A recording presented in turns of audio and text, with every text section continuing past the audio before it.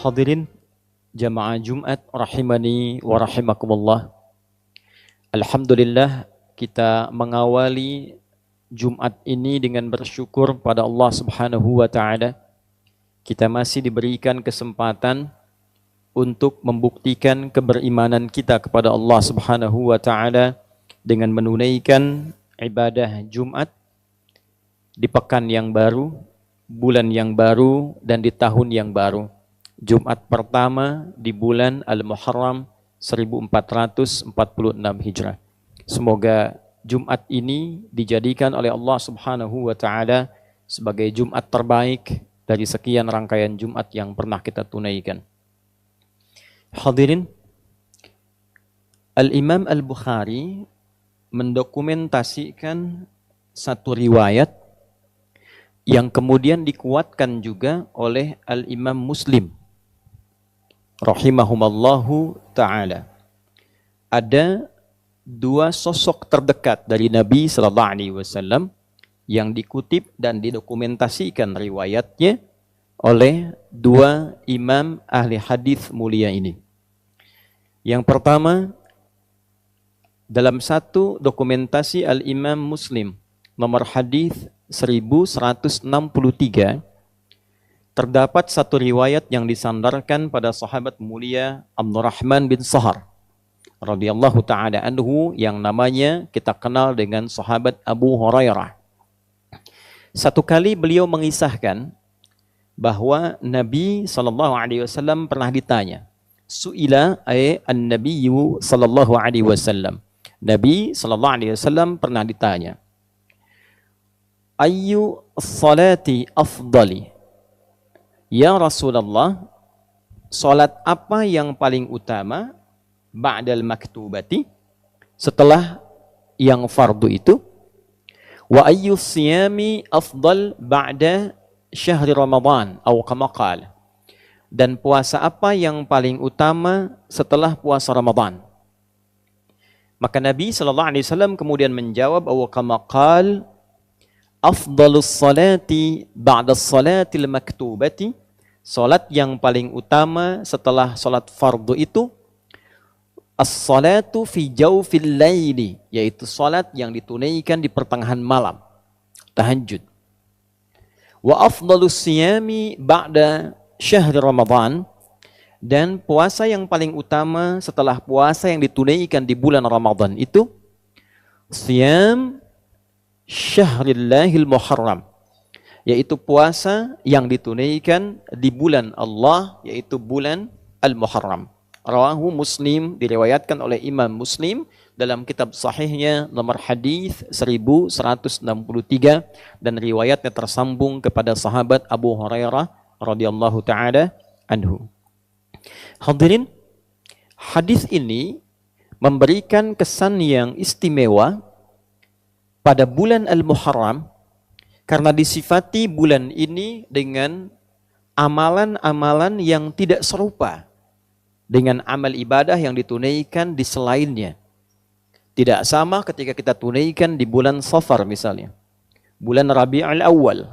Demikian seterusnya, setiap waktu memiliki keistimewaannya. Ramadan punya keunggulannya tersendiri, Dzulhijjah punya keunggulannya tersendiri, maka bulan Al-Muharram memiliki keutamaan yang langsung disebutkan oleh Nabi sallallahu alaihi wasallam. Salah satunya adalah bulan yang saat menunaikan ibadah puasa di dalamnya, maka puasa itu menjadi istimewa di hadapan Allah Subhanahu wa taala. Hadirin sekalian, apa korelasinya ibadah puasa ini dengan bulan Al-Muharram? Atau dalam bahasa yang lebih lugasnya, apa hikmahnya ibadah puasa ini ditunjuk menjadi ibadah yang istimewa di bulan Al-Muharram? Kenapa tidak disebut umrah misalnya? Kenapa tidak disebut tilawah Al-Quran? Kenapa tidak disebut misalnya sedekah? Tapi yang diutamakan di sini adalah as-siyam atau puasa.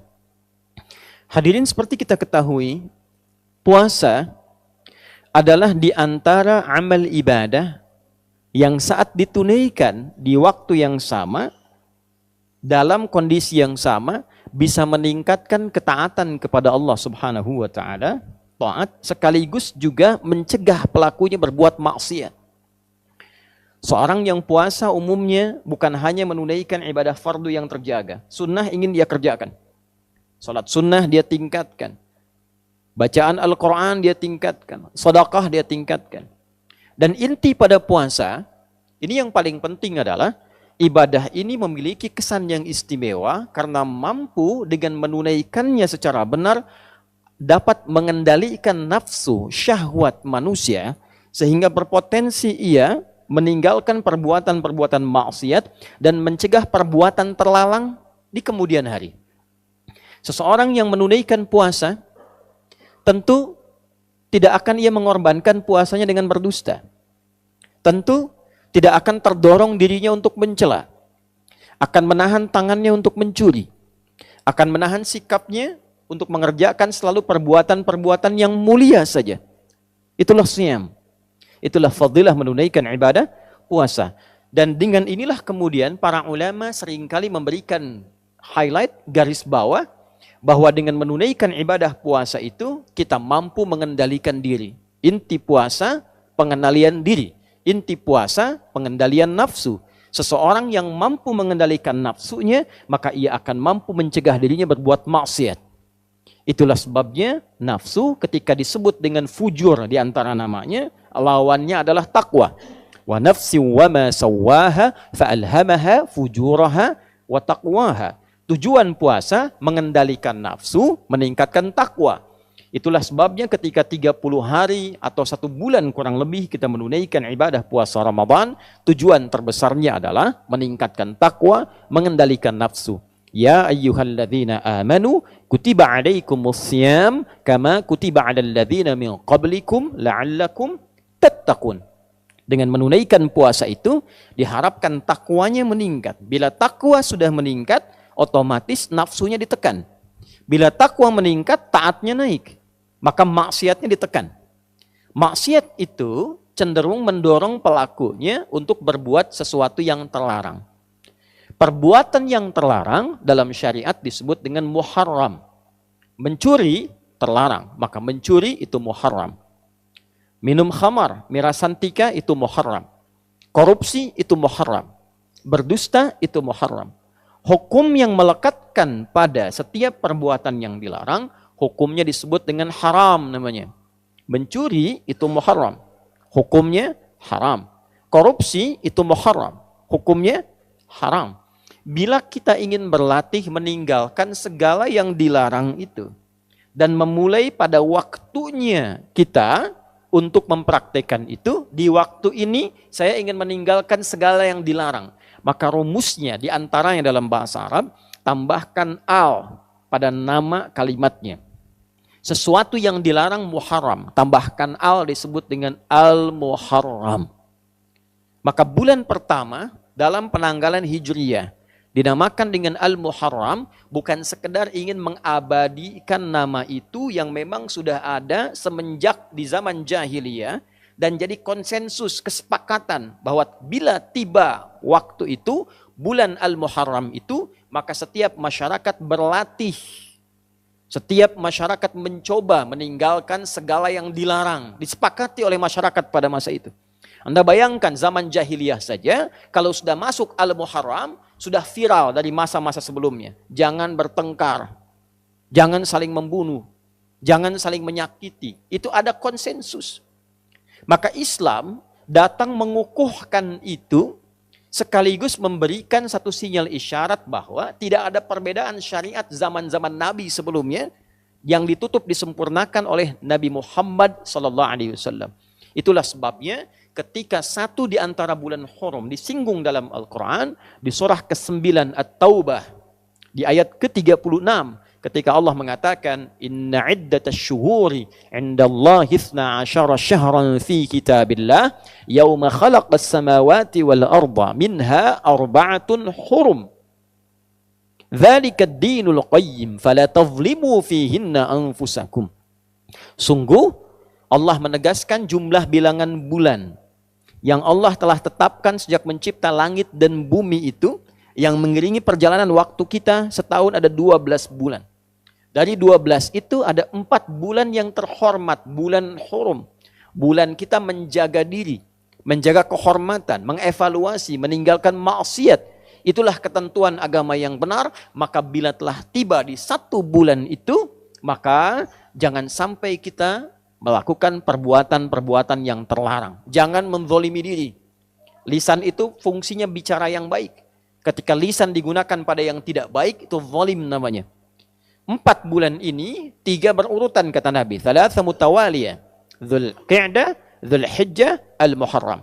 Lalu yang keempat bulan Rajab. Bulan yang ke-7 itu yang kita ketahui. Hadirin, bila kita rangkai seluruh uraian ini, ternyata Al-Muharram bukan menjadi penanda awal pergantian satu waktu dalam penanggalan Islam. Tapi Al-Muharram juga komitmen kita untuk memulai hari baru, tahun baru, waktu yang baru, dengan keadaan yang baru yang lebih baik. Bagaimana cara menjadi baik itu? Berhijrah. Apa esensi hijrah itu? Maka dalam hadis riwayat Al-Bukhari diisyaratkan oleh Nabi SAW, esensi hijrah itu meninggalkan segala yang dilarang oleh Allah dan Rasulnya. Yang haram-haram. Maka kalendernya hijriyah, bulannya Al-Muharram, perbuatannya koreksi diri kita, evaluasi diri kita untuk mencoba meninggalkan segala yang dilarang oleh Allah dan Rasulnya. Tidak ada cara yang terbaik untuk bisa mengoptimalkan itu dan pesan-pesan yang istimewa tadi, kecuali salah satu amalan efektifnya dengan menunaikan ibadah puasa. Karena saat puasalah kita bisa mengoreksi diri dengan baik. Kita bisa mencoba berlatih meninggalkan segala yang dilarang. Kita bisa memaksimalkan ibadah yang menunjukkan ketaatan kita meningkat di hadapan Allah Subhanahu wa taala.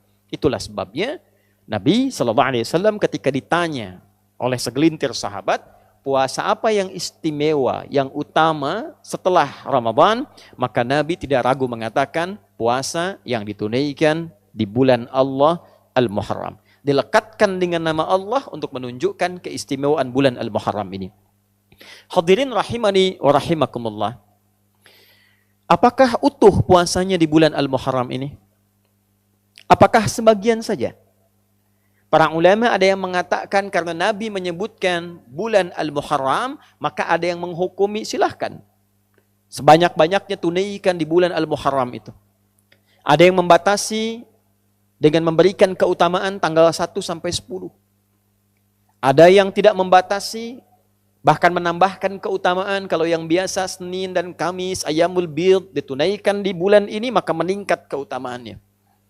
Ada juga di antara penanggalan ini satu tanggal yang istimewa disepakati oleh ulama tanpa perbedaan dan riwayatnya tersambung pada sosok mulia lingkup A1 dari Nabi sallallahu alaihi wasallam, satu di antara istri Nabi sallallahu alaihi wasallam, Ummul Mukminin, ibunda kita semua, Sayyidah Aisyah radhiyallahu taala anha. Yang hadis ini direkomendasikan oleh para ulama dan terdokumentasikan dalam Sahih Al-Bukhari nomor hadis 4504. Demikian Imam Muslim mengutip pula hadis ini di nomor hadis 1125. Dari Nabi sallallahu alaihi wasallam informasinya dinukilkan oleh Sayyidah Aisyah, beliau mengatakan radhiyallahu taala anha atau kama qalat, tatkala Nabi sallallahu alaihi wasallam berhijrah ke Al-Madinah Al-Munawwarah, maka orang-orang Yahudi pada masa itu sedang menunaikan puasa di hari ke-10 di bulan Al-Muharram, dikenal dengan Ashura. Maka ketika ditanya mengapa mereka puasa, mereka menjawab, inilah hari Musa alaihi salam diselamatkan oleh Allah dari kejaran Fir'aun. Fir'aun binasa, Musanya sentosa. Maka untuk menunjukkan bukti syukurnya, ditunaikanlah puasa sebagai syukur pada Allah Subhanahu wa taala. Ini rumus. Boleh di antara nikmat syukur itu kita tingkatkan dan kita syukuri dengan menunaikan ibadah seperti puasa. Nabi muncul hari lahirnya, beliau puasa. Itulah yang menjadi puasa sunnah di hari Senin. Jadi kalau kita merasakan satu nikmat, boleh kita syukuri dengan meningkatkan ibadah, salah satunya puasa. Hadirin sekalian, maka Nabi berkomentar, saya lebih berhak dibandingkan dengan Musa. Maka beliau kemudian menunaikan puasa, meminta umatnya juga menunaikan puasa, sebagai penghormatan pada peristiwa itu, Dan ketika tiba Ramadan, Nabi memerintahkan umatnya memilih, mau tunaikan silahkan, mau tidak juga tidak mengapa.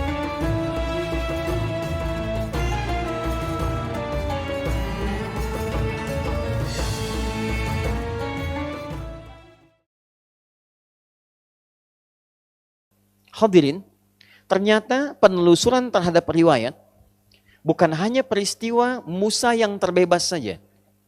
Nabi Adam alaihissalam turun ke bumi dan diterima taubatnya oleh Allah setelah menyampaikan kalimat indah yang diterima dari Allah, Rabbana zalamna anfusana wa illam taghfir lana wa tarhamna lanakunanna minal khasirin, yang diabadikan di Al-A'raf itu ternyata terjadinya 10 Al-Muharram.